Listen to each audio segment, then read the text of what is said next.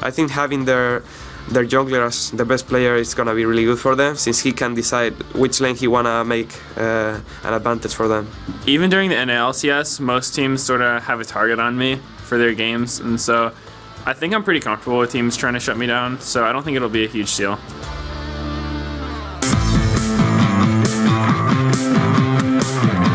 Welcome back to the Season 3 World Championships live from Los Angeles, California. We couldn't have asked for a more dramatic start to the quarterfinal rounds.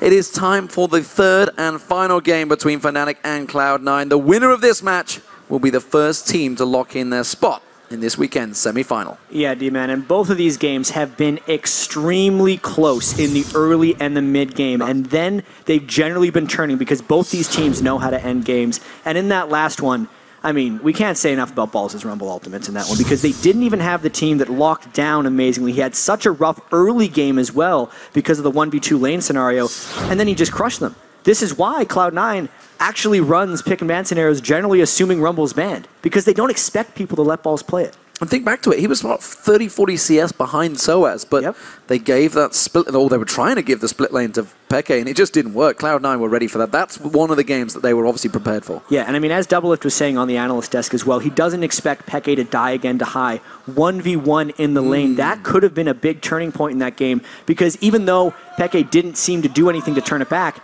it could have been because he was set behind early by that 1v1 that Fizz did to his TF. It's going to be an incredibly interesting third game. We will see how this one works out, of course. So, what are we thinking? Picks and bans are going to be getting underway in a moment. So much has been focused on those mid lane players. Yeah, so as far as Cloud9 goes, regardless of them being on blue or the red side, they have banned Aatrox, Ahri, and Kennen, I believe, in all three of their games. No, Aatrox, Orianna, and Ahri. Yeah. My bad on that one. And then the only ban that has differed has been a Kassadin versus a Fizz, which was then first picked. And of course, Fizz gone right off the bat. Yeah, they weren't having any of that. They were like, yep, you're pretty good on Fizz. We don't want that. We don't want that. So, a bit of respect maybe finally coming out towards high there. Orianna going to get taken away. Looks like Cloud9 sticking to their guns. Probably going to see Ahri coming out afterwards. They stuck to their guns after the first game. It's what got them to game 3. And Cloud9 came into this completely cold. Fnatic had 8 games in the group stage over the past week, won 7 of them. They just suffered their second loss, actually, of the entire World Championships, whereas Cloud9, they don't have the luxury of suffering a second loss. If they lose again, they're out. Rumble taken away. They realizing that did not work. That leaves Kassadin open. Will they first pick it again, or will they allow it to go over to high? Do they feel there's a higher value first pick? They should just go for Kassadin again. It worked for them in the first game. And since Cloud9 completely stuck with their bans, why wouldn't we see this? This is what Fnatic won with. I don't know if there's anything Cloud9 really could have done against this. It's either that or Orianna, I feel like. I think they're too afraid of Cyanide's Aatrox, and clearly too afraid of the Ahri for good reason. It would really just come down to that Orianna or Kassadin pick. Finally, Kennen, of course, was allowed through. That is going to give it to Balls, and the Zyra taken away from Yellowstar at last. Yeah, and Cloud9 is going to combo that with Ashe, and they don't think that Fnatic would pick Ashe without Zyra. Yeah. I feel like Fnatic is just going to try to mimic their composition that they had in the first game. Because they still have, well, they don't have the Zyra, right? But they could still do Corki. They could do that with Leona. They could almost just double up on the dive that they had originally. But at that time, it's more difficult to do that against Kennen Zyra. Just because it's so difficult to dive into both of those area of effect ultimates. I think that Kennen is mid lane, actually, for high to go up against Kassadin. Well, let's see where the Pushu goes for Corki.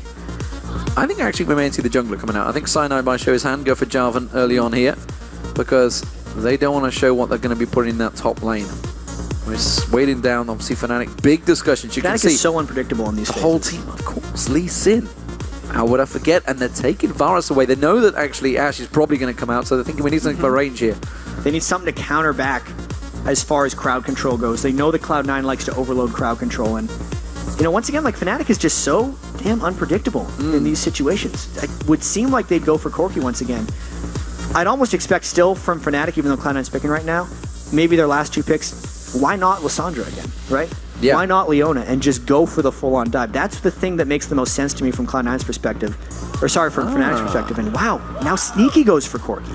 Sneaky goes for Corki instead of They don't Ashe. do Zyra Ashe. They go for Nocturne. Nocturne worked very well last time around. However, that was up against the gold card pull-in Twisted Fate. This time around, Peke is not going to be too worried about that spell shield. Yeah, so Meteos has fallen back on his 2 junglers. He only played 2 junglers in the North American Regionals, Elise and Nocturne, and he's doing that once again.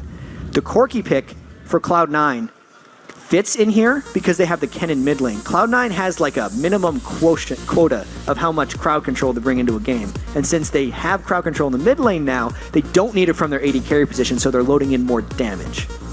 Well, Fnatic have 18 seconds. Leona has been used. Leona, Lissandra. What else would Soaz? Soaz has pick of what he wants to do. Soaz does have pick. That would work too. It's not a champion he enjoys, but it's definitely a champion of choice, and it has been locked in. So that's actually a lot of tankiness to go with the mobility that Fnatic have. And immediately the Vladimir gets picked as well. That was waiting for the Shen pick. Yeah. We saw Balls' Vladimir against a Zac in the North American Regionals, and he completely outfarmed him later in the game. There was nothing that could chase him down. This time there's a Kassadin that could chase him down. He's going to want to try and lane it against Shen as much as possible and be that split push threat. Once again here, these teams got, even though they're stealing each other picks, almost exactly what they wanted. These are Cloud9-centric compositions with loads of damage and enough crowd control to lock people down while you're bursting them. And then Fnatic, they have Kassadin. That's all they need as far as their style goes. The one difference here is Soaz is not on an assassin this time around. No. So the points of damage is only coming out from Peke and Pushu. They have lower amounts of threats, and that burned them in Game 2 because Cloud9 had coordinated enough dives that they could take out Pushu or Peke at the start of fights. Then there was only one guy left, and that wasn't enough to clean them out. So what's going to happen? What is going to happen? That is certainly the question on everybody's minds, and you can see Soaz. The pressure on these players is immense. Which region will come out on top? Will it be the North American LCS, which is being represented by Cloud9, or the European LCS represented by Fnatic? Fnatic, of course, won the Spring and Summer Split. Yeah. Cloud9, this is their first international experience coming out here, and they are putting on a fantastic showing. Absolutely. I mean, they were so incredibly dominant in the North American LCS. We just can't say enough. 25-3 in the regular season. Swept the playoffs. Set records as far as Meteos was concerned in KDA and least deaths throughout an entire split. And then they have to come in cold onto this giant stage against a powerhouse in Fnatic. Season 1 champions, as you said, #1 in Europe. This is a tall task for both teams to try and take down. I guess that's why it's the World Championships. That is indeed why it's the World Championships, Jet, as we go into the game. Here we go again, ladies and gentlemen. It's Fnatic versus Cloud9, the battle of the ages, it seems, because pride is at stake, as well as a fair chunk of change and a place in the semi-finals.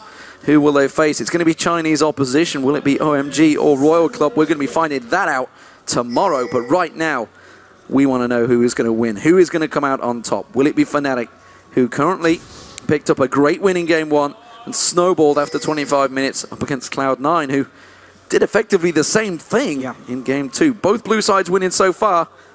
Is it Fnatic's to take? And there's 2 matchups I want to focus on specifically in this game. And again, it's Peke versus Hai, because that is such a swingy matchup. Peke, the MVP of Europe, and Hai has been attacked very heavily in picks and bans by Fnatic. Last game, Hai was able to come out on top, but Kennen should have an extremely strong laning phase against Kassadin.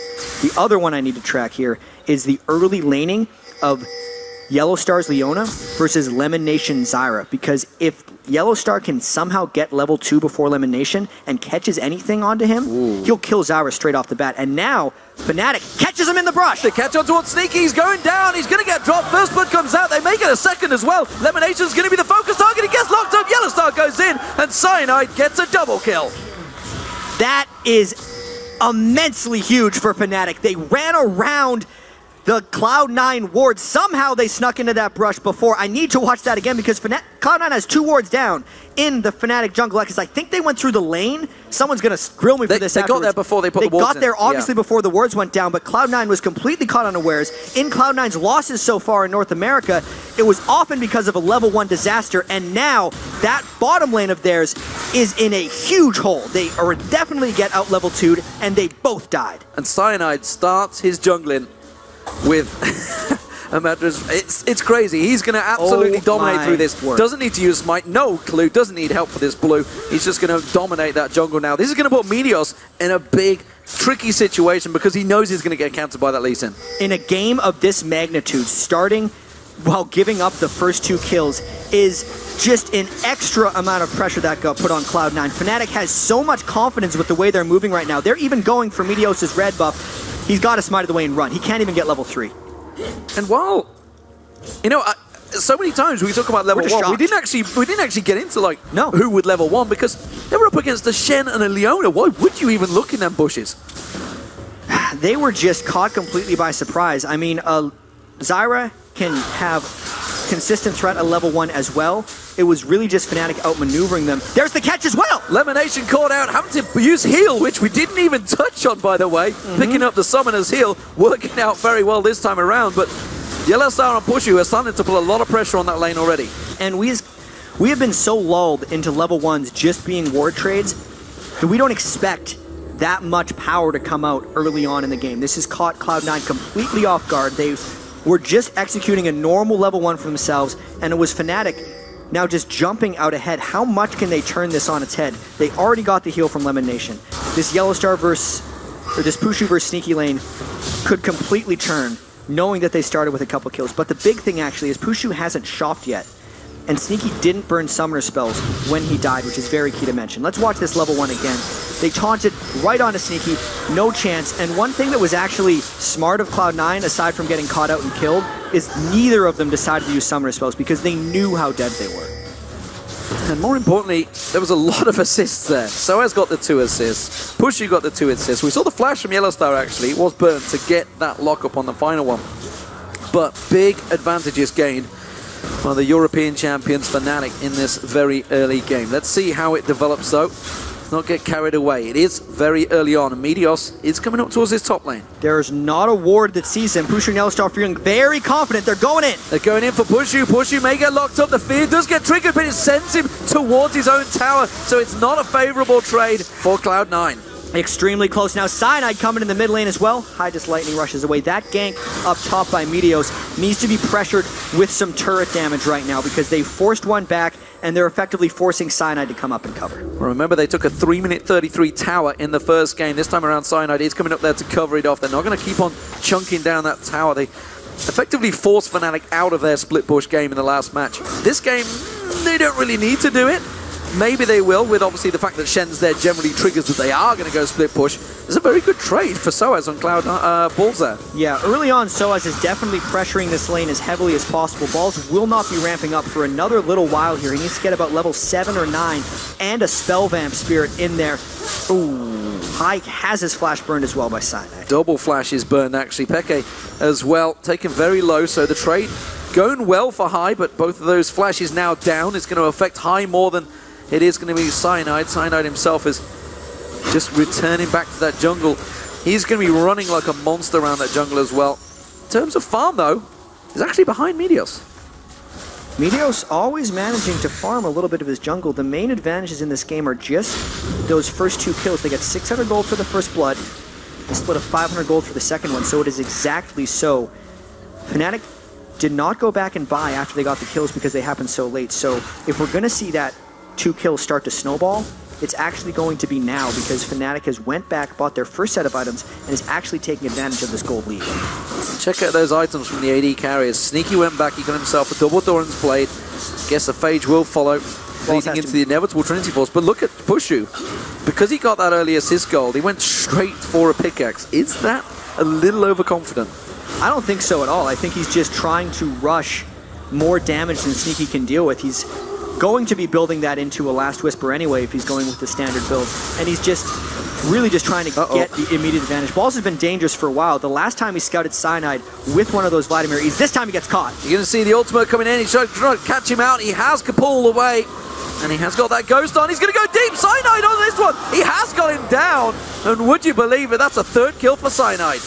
Balls had burned his flash previously, gets his ghost burned on that one, and that was just a little bit of overconfidence in that lane. He picked the Vladimir as a counterpick to Soaz, had gotten a few levels under his belt, so thought that he would be able to start bullying him out, but that is why Cyanide was there for the gank. And you know, for any jungler, I would say getting 3 kills on him, it's not favorable. You'd want him on the AD carry or something, but it's a Lee Sin.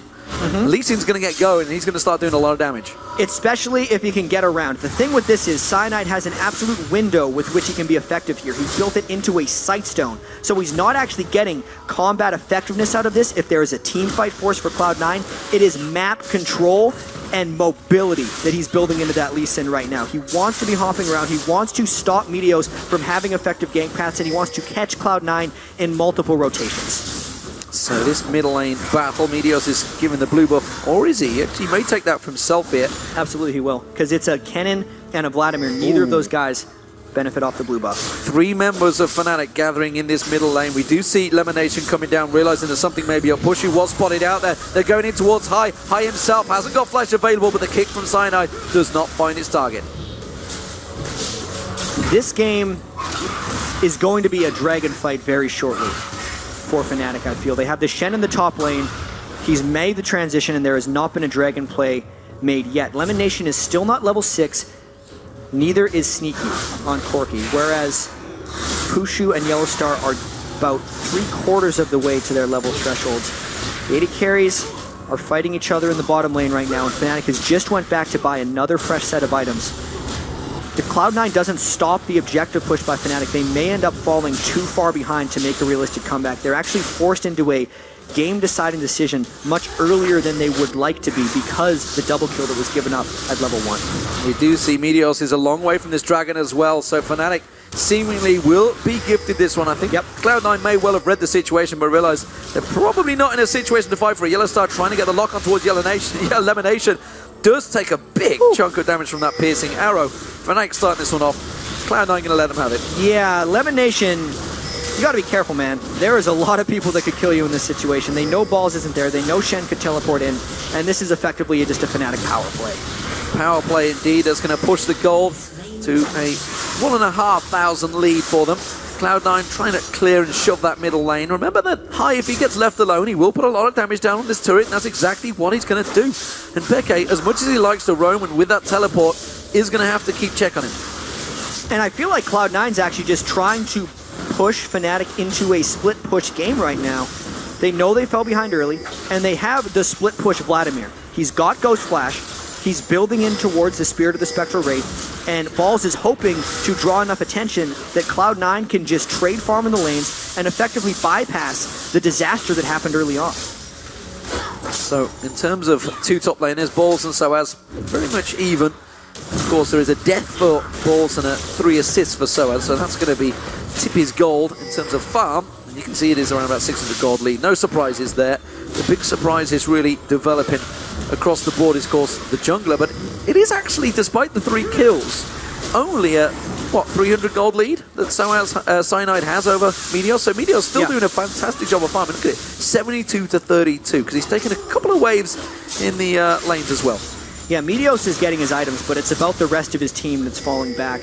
You can see Sneaky is yet even to complete a Phage, and Pushu is actually sitting on 1,800 gold right now on Varus. So when he goes back to base, he is going to pick up a truckload of damage. Lemonation once again just sidestepping the strike from Yellowstar, desperately trying to get on towards him. Good plant control actually coming around. He may get shut down, and no! Flash is out, flash burn, but for an ultimate. Yeah, but that's a very low cooldown Leona ultimate right there. It's got 90 seconds from the time it's used, whereas Flash is much longer. Cloud9, though, gets first turret for the 3rd game in a row. Absolutely, Peke had gone back. He's got himself that catalyst to go with the tears. It's the same build he used him for game 1. He's going to keep that pressure on, but High, he's going to keep on shoving that turret down. Like you say, he's trying to force him into that split push fight. Soaz stacking out the health, along with that Spectral Cowl he got earlier on. Meanwhile, Balls, of course, going for a little bit of damage and lifesteal. But it's the AD carries we want to focus on. Pushu went and got that pickaxe a long time ago. He must be sat on a fairly sizable amount of gold here. Yeah, 2,000 gold to 1,000 of Sneaky. As far as actual items right now, though, Cloud9 might be able to duel this. They have Cleanse instead of Barrier. They flash for it, they catch Lemonation, but that's a deep engage. Chain of Corruption goes down. So going to see the Stranglethorns coming out, but it is going to be enough to get themselves a kill. Lemonation goes down. This is very much turning into a Fnatic roam style game. They're getting so many kills and they can force them seemingly whenever they want. Right there, just flash straight into Lemonation to burst him down, and now they're going to try and push on the turret because they've left Balls and Meteos in the top lane for maybe a trade. And the thing is, Soaz, of course, used that Stand United, made sure he got the assist gold, but they do give up that top turret. So in terms of objectives, it is Cloud9 that are going to be in the lead. Peke getting caught out. Riftwalk comes down. Cyanide's going to be the focus target. Flashes out of that ultimate, and he will avoid the damage. Fnatic continuing to push down this bottom lane. They get themselves the first tower. Cloud9 will get that top one, though, so it's 2-1 currently in terms of towers. And I know we say it all the time, but Peke has farmed up fairly well on Kassadin, and this is the point in the game where he's going to want to take over. Lemonation, you can't go in there. Uh-oh, he's going to get caught out, stunned, stake down. And that is another free kill, effectively, on Lemonation. He is getting focused. Yep. If Leona gets ahead of Zyra, it's not good for Zyra. She cannot check her own jungle for blue buffs. This is something Fnatic has controlled well in all 3 games against Cloud9. Yet another blue buff steal for Peke, and this is going to increase the threat of Peke around the map as well. Cloud9 wanted to set up a split push strategy here. Balls wants to be split pushing off on his own, but if Peke has the blue buff on Kassadin, he can control pretty much the entire map because rift walking no longer becomes a cost for him. This is almost certainly the most pressure I think Cloud9 have been under in their professional gaming lives. Fnatic 5-0 up in kills, 2,000 gold almost in the lead now. Actually trailing on turrets, but that's not really the focus because Fnatic are getting the game that they want. Pushu, Infinity Edge, not even got boots, just gone straight Infinity Edge. He's definitely trying to snowball this one. That's what he did with the early pickaxe. Occasionally we see Varus go for the Infinity Edge rush. He's actually still maxing his piercing arrow. He's just hoping to get a couple crits right now to turn a lane on its head. I actually think that the next dragon fight is going to be a huge impact, but again, this is that roaming power of Fnatic. Leona's coming in. Meteos might try to help this one if Balls can get out of it. Yellow Star comes around. He was waiting for that pull. He's going to get locked up. There it is. Dead. Against Balls goes down. It's 6-0 in kills now. Cloud9 have a good response here, but I'm not too sure they want to go for it. That could be a turret for Fnatic. Now look at Sneaky. He's in trouble. Peke closes the gap. He's going to get caught. Force Pulse goes down. He doesn't have a turret. Cyanide catches on towards him. Still dodges the trade. Oh, nicely Riftwalk out of that. And that will be another kill, but this time it is Peke. And the worst thing about these deaths for Cloud9 is they are burning their summoner spells and dying, which means the next set of roams are even more deadly from Fnatic. Cloud9 completely on their heels right now and not able to deal with this roaming assassination squad of Fnatic. And they pinged onto high and they were like, he's staying here. Let's keep pushing. They've got that split push going on the top and on the bottom. Now we see they're going to see high coming in there. Fnatic, I feel, will back away from that one as Cyanide does manage to land the Q. They went in for it. As we don't quite see it, High's dead. Again, one after the other. Fnatic has brush control in all these pink wards, and Cloud9 is desperately trying to get it back because they're trying to farm their lanes, but Fnatic is just not allowing them. 1 kill turns into 8 kills. And the danger right now is that Peke is getting them kills. 2-0 is equal in farm, and we see High, he's trying to get that Zhonya's Hourglass back out again. Cloud9 might try Rush Dragon here. This would be their last-ditch effort, but Cloud9 wanted to set up this Dragon when High was level 11 with his ultimate up, but because of the roaming of Peke and the rest of Fnatic, they were able to kill High and burn his ultimate. So this Dragon becomes a much less attractive fight for Cloud9. I still almost feel like they have to go for it, though, because the lanes aren't safe, and the first thing they want to do is actually have a fight against Fnatic, where they have a hope of a chance. And you've got to give Fnatic all the credit in the world. All the credit in the world. From that very first 2 kills, they've kept the pressure on Cloud9 every single step of the way, all 16 minutes of this game. Everyone with the roam, the Lee Sin especially, picked this time for Cyanide. Instead of Jarvan, instead of Elise, he goes for it, gets the first 2 kills, and he has transitioned brilliantly. The early Sightstone for the map control, and now, potentially, a game-breaking Dragon fight. Big fight. There's a 4,000 gold advantage for Fnatic, and everybody has bought items. Peke probably sat in a chunk of gold. Actually, no, he's just been back and got that blasting 1. And remember, they're up against Elise Sin, as well as Cyanide. No, Meteos, would be a a horrible smite fight for Cloud9, which is why they're going to back out. Yellowstar goes in on towards High. He's going to catch him down. Peke comes in. It's another kill for Peke. Ball's taken low as well. That's going to be the inner turret, the middle turret going down as well.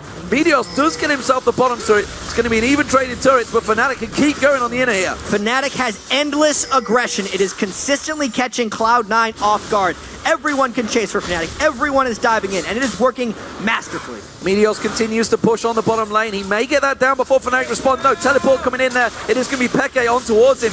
That's going to be the inner turret going down as well. Peke is going to give chase on towards Meteos here. I'm not sure he can get away. The rest of Fnatic are closing the gap as well. You can see Yellowstar pushing along the top side. They have full control of Meteos. He uses that fear leash, but he's only simply going to send Peke away. Rift walks back in there, goes in towards the Paranoia, goes straight in towards Yellowstar.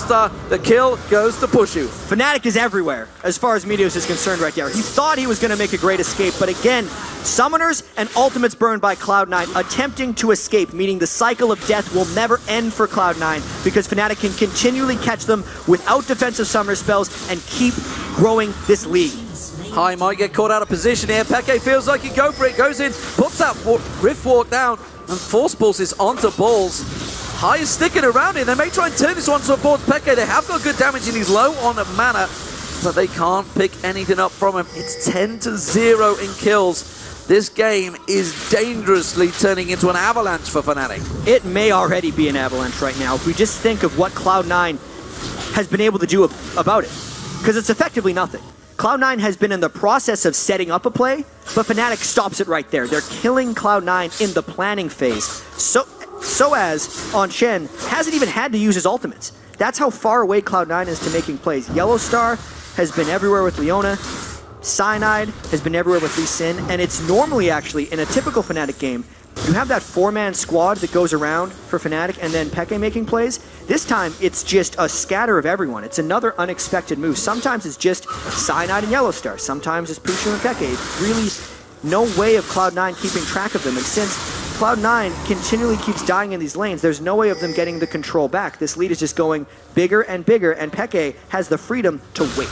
And look at it going towards High. Actually, maybe Yellowstar that's caught out of position. Slicing Maelstrom comes down. That's going to be a quick ultimate coming out. Stand United slices across. Yellowstar is back in there as well. He's going to back out. So as he gets caught with the fear leash, he may shadow dash across. He does. High gets caught out. Peke's coming up from the bottom lane right now. High's going to try and get away from this one. He will get taken down. The damage is too strong. Chain of Corruption lands on towards Balls and Lamination. Meteos is trying to put damage, but simply put, Yellowstar is too tanky right now. He can't take him down. It's going to be Meteos going down. Can he get the kill? No, he can't. And now Peke, he's going to keep on chasing. Gets on towards Ball. Rift walks back on towards him. Force Pulse on there. They're going to give up. And as you say, that was simply Cloud9. They thought they caught Yellowstar out, but they turned it around. Yellowstar is a powerful Leona right now. So much base stats and base armor. His W is actually max, so they were trying to finish off Leona, who had a bonus 70 armor and magic resistance, whereas Meteos hasn't built a singular offensive item. High is too far behind as well. He hasn't completed his Zanya's Hourglass. No one on Cloud9 has been able to reach their farm thresholds because everyone else on Fnatic has been denying them from farming by killing them. Well, you mentioned Balls. He is a great farmer, and he is actually ahead in farm.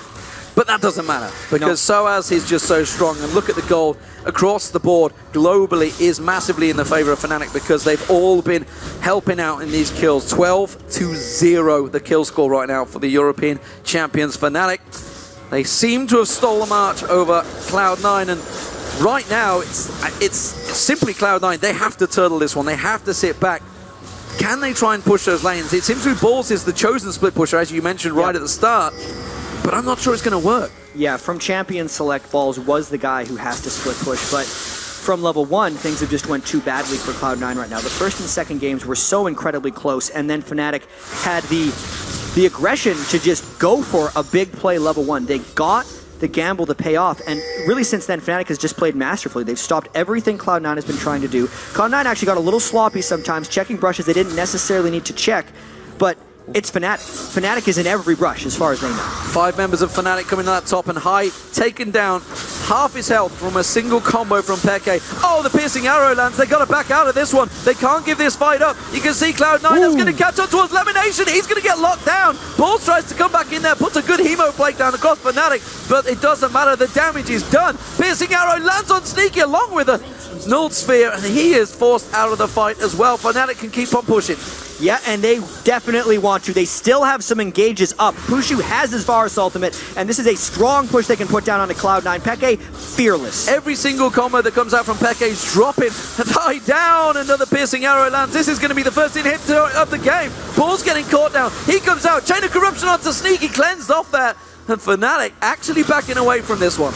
But the damage has been done. This gold lead is now almost 9,000, 22 minutes into the game. Cloud9 has yet to return a single kill against this Fnatic power death squad that's just flying through them, dive on top of dive, and Cloud9 just looks too far behind to return any type of significant damage. Sneaky desperately shoving this wave, knowing that Fnatic have backed off. They're trying to push those lanes out as strong and fast as they can as they run towards the Baron. It's a Baron rush. This is a last-ditch effort by Cloud9. They cleared a ward as they were approaching. I mean, Fnatic has to know that they're going for this. Peke's running up towards, he's teleporting in behind. This could be a disaster for Cloud9. That Baron is not going down very quickly, and Fnatic is laying in wait to engage this one. This could get ugly. Peke comes in, gets vision, gets a chunk on towards Sneaky. So as it's going to come in, Shadow Dash is available. Who will he lock for? It's going to be Sneaky. Meteor's taken down. Cyanide goes in there as well. The Smite fight might be on. Will they get it? Yes, Meteor's they got will. it. Cloud9 got it, but they're all taking too much damage. The Force Pulse comes out. Balls is going to get taken down. Hit right in the name by Soaz, and that will be surely the ace for Fnatic. Fnatic responds to the Baron right there. They do not care that they lost the Smite War because they have 5 people dead on Cloud9. It means they have free access to these lanes and inhibitors. This could be the game for Fnatic. 18-0. Could it be the perfect game? That's the question. They've technically lost 3 turrets, so maybe not. But nevertheless, it's an inhibitor, what, the top and the middle going down. It is a demolition derby right now for Fnatic. Even though they lost 3 turrets of their own, there's no defenses up for Cloud9. The Baron buff that was taken is gone for Cloud9. They are helplessly trying to defend this base. In actual fact, they only get 1 inhibitor down. They didn't get the turret down because they split. And let's face it, it's only 24 minutes into this game. It's very early on. Those spawn times are pretty short. And to be fair, the bounties on Cloud9 are getting really small.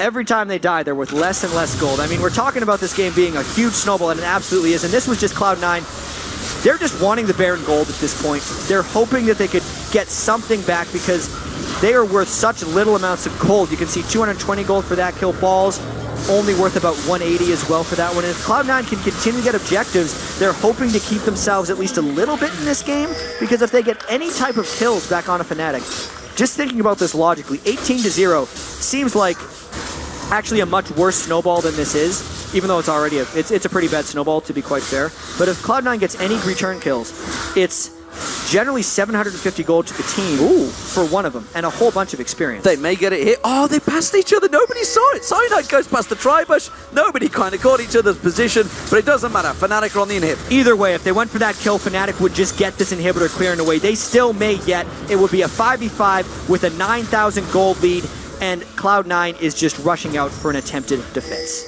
Another turret falls for Fnatic as they keep driving on in there. Piercing arrow wiping out the wave.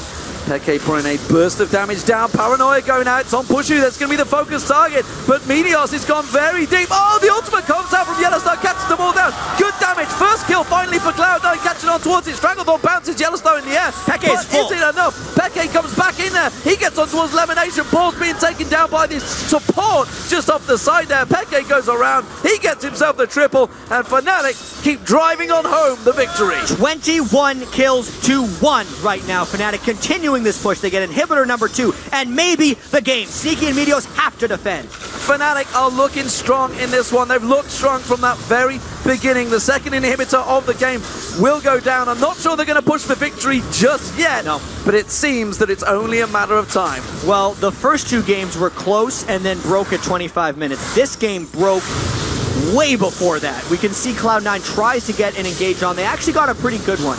Balls landed a Hemo Plague onto many, as High actually got off a good Kennen ultimate, but at the same time, He died before he could get his Zhonya's off. Peke was untouched. He then roamed in and finished off. This is the games that Peke absolutely adores as Cassidy. When his team is strong enough to do all the early work for him, and he can just come in for delicious desserts. I think one thing has been made clear. There's going to be no Cassidy in the semi-finals. That, I think, we can guarantee, because right now, Fnatic are looking like a shoo-in to be playing in the Galen Center. Here's the craziest thing, is I don't even think the Cassidy has been the deciding factor in this game. Peke has been great, but it's the rest of the team that has grown this lead for him. So much of it was Yellowstar and Pushu roaming around with Leona, killing Lemon Nation over and over. So as holding his own against balls with the split push. And Cyanide, he's the one who started this game 3-0, got the early Sightstone, and completely took control of the map. Well, Fnatic driving on through, doing it by the numbers, tutorial style, I believe, is the statement we can use here, because the final inhibitor turret of the game is being focused, and Yellowstar manages to land his ultimate elimination, and High manages to get his Zhonya's Hourglass off just in time. Chain of Corruption comes out, pulls his drone, puts some damage down. Hemo playing on towards Cyanide, tries to get the kill. Yellowstar does go down. That's the second kill of the game for Cloud9, but it is going to be another triple for Peke. Here comes the Quadra. They're going to give it to him. Yes, they are. It is Peke dominating 11-0-7.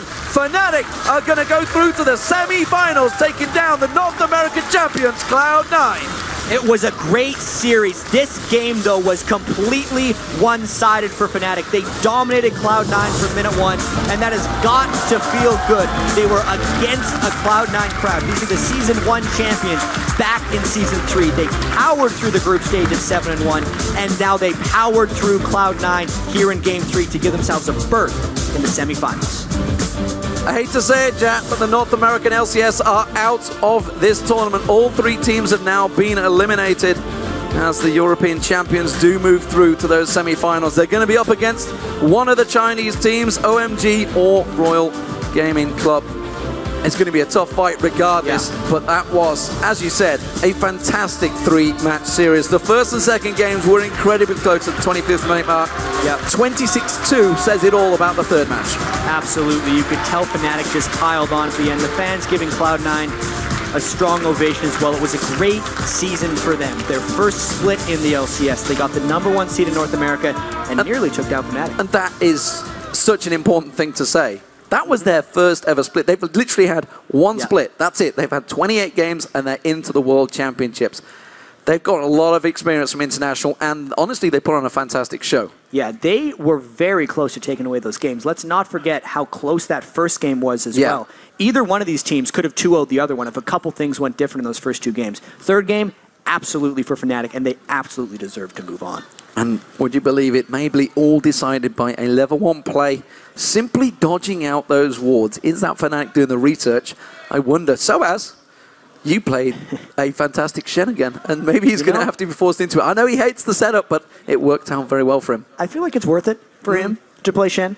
I feel like when he plays it, they have general success. 5-0-16 in that game. He definitely pushed against balls and stopped him from being able to get the split push down.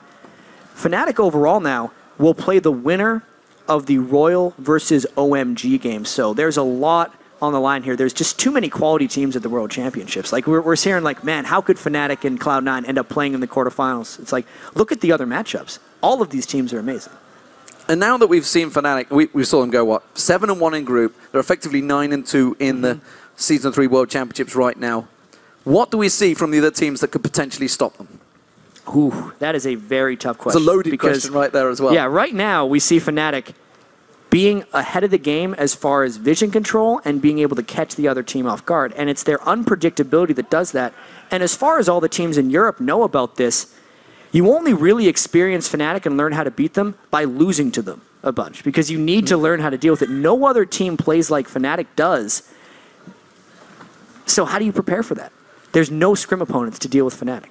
One thing's for sure, it's going to be a wild semi-finals up against those Chinese teams because they are aggressive and Fnatic. We're going to see how they do, but right now we're going to get ourselves over to actually a tell a lie. We're going to send it down to the stage where Shox is standing by with Fnatic's mid laner and captain Peke. Thank you very much, D-Man. An applause here for the home crowd. they weren't really rooting for you guys, but you guys played an amazing game. I'm going to go straight into game 2 because game 1, very convincing. And then what happened there? Because the TF pick really didn't work out. No, the thing is, TF versus Fizz is a pick that is really bad in lane, but you can manage to play safe, farm, and get some ganks in other lanes and work. But I haven't practiced TF for a while, so I didn't really know the damage he will do on me, the damage I could take and everything, and he just killed me one-on-one. And after that, it wasn't over, but their setup was so much better. They had Rumble, Nocturne, and Fizz, which could go in on me or Pusu and one Sara, so their setup was better and we lost early, so it was for sure over after 20 minutes, I think. Why the choice to go for that setup in contrast to what you went for in game 1? Was it kind of like, we got this anyway, or? Yeah, it was to try. Like I said, if I played TF better, I think we could have won the game, because I wouldn't have died one-on-one, the Fizz wouldn't have get ahead, I would have farmed even more than him at some point, and I could get ganks easily. Like, the only gank I almost got was in Barrows, but he survived, so it was really bad. In a normal game, if I was more confident with TF, I think I would have get at least 1 or 2 kills just with TP. And if I don't die, then the game can snowball from that. But yeah, I think our picks were decent to win early, but we didn't play as good. And then, of course, it comes down to game 3. Is this where you excel because of that experience? Or? It's I don't know, it's kind of, yeah, we were not down. We were like, okay, this time we have against first pick, we can pick what we pick the first game, go for it, get Kassadin, get stuff around Kassadin pretty much. A good team that has engaged, tanks, initiate, counter engage, and that's what we did. And after that level 1, the game was like really in our favor. So that level 1 was really good. To have 2 kills in our advantage meant that we just had to not throw the game, and that's really easy normally. Not throw the game really easy, not for every team. But next round, you'll be going up against Royale or OMG. Is there something inside you that says, I just want to become that champion again? Of course. I think we had good chances versus those team, actually. Like, even more than... The team I'm the most afraid of is probably SK Telecom. But besides that, the other teams, I think we have a good chance. They are not worse than C9. C9 is a really good team, and I think the Royal or OMG will play same as them. Maybe a bit more crazy, because they go aggressive all the time, but besides that, I think they are a strong team, and if we beat C9, we can beat the rest. Okay. Finally, I know a lot of the people in the crowd are rooting for C9, but so would you like to say anything to your fans? Yeah, to that one with the Fnatic one, and to that one, only the 2 fans. No, to whoever that support Fnatic, and who doesn't is fine as well. Thank you for being here.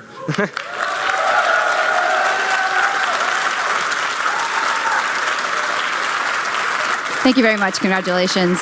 All right, we have to step away for a second to reset the studio for our second quarterfinal matchup of the day, Gambit versus Najin Blacksword. Plus, the guys at the desk will break down the biggest plays from Fnatic's quarterfinal win and make their predictions for who will join them in the semis. Stick around, the Season 3 World Championship will be right back.